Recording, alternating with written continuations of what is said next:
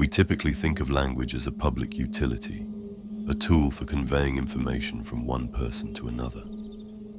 This view is correct, but incomplete. It overlooks the primary function of language not as a medium between minds, but as a structural component of one single mind. Language is the architect of our conscious thought.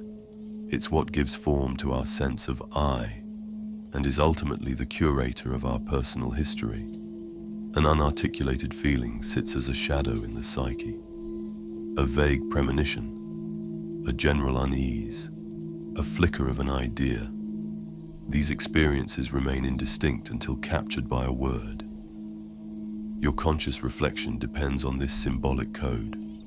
To make an inner state understandable to your waking mind, which I'll call the ego, you must give it a name. The ego, in this sense, is the component of your psyche that is experienced as I, the center of conscious thought, decision-making, and sense of personal identity.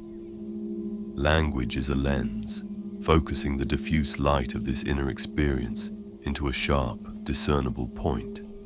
For instance, the formless anxiety you might feel before a difficult conversation is a paralyzing fog. The moment you articulate it, even to yourself, saying things like, "I'm afraid of being rejected," the fog condenses. The feeling now has edges. It becomes a specific problem that the ego can inspect, analyze, and begin to solve. To think is often to conduct this inner dialogue, giving shape to chaos through the symbols you have learned. When I was thinking on this structure, it raised question about the nature of awareness before language. An infant certainly possesses a basic, unreflective awareness, a direct experience of warmth, hunger, or sound. Yet this is different from the specific capacity for knowing that one is aware. This ability is what philosophers and psychologists call reflective consciousness. Not just seeing a color, but the ability to think to yourself, "I am seeing a color." This higher order awareness appears to develop in concert with our command of language. The infant does not name the air it breathes. The bird does not label its song music. The thinking I is an I that can use words to mark its distinction from the world it experiences. A baby feels hunger as a raw, totalizing sensation. A toddler who can say, "I am hungry," performs a foundational cognitive split. The statement separates the subject, I, from the state, hungry, creating the psychological space necessary for self-reflection. This link between language and the construction of a conscious past, memory, is found in the common experience of infantile amnesia. Most adults have no clear, narrative memories from before the age of about 3, the period before linguistic abilities became functional.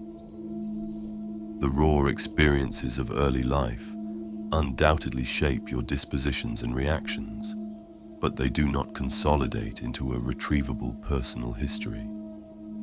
It is as if, without the organizational framework of language, the mind cannot file experiences in a way that allows for later recall. Memory is not a passive recording of events. It is an active construction. To form what psychologists call autobiographical memory, your memory for the specific events of your own life, which together form your ongoing personal story, you need a blueprint. Language provides that blueprint. Imagine trying to build a wall with a pile of bricks but no mortar. The sensory inputs of infancy are the bricks. Language is the mortar that binds them into a coherent structure.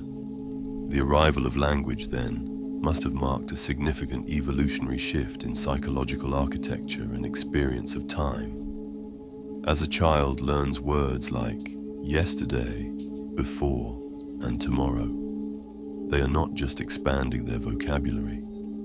They are acquiring the tools to arrange events in sequence, to distinguish cause from effect, and to place their own existence on a timeline. The statement, "Yesterday I fell, but today my knee is better," is a simple narrative. but it is a narrative nonetheless.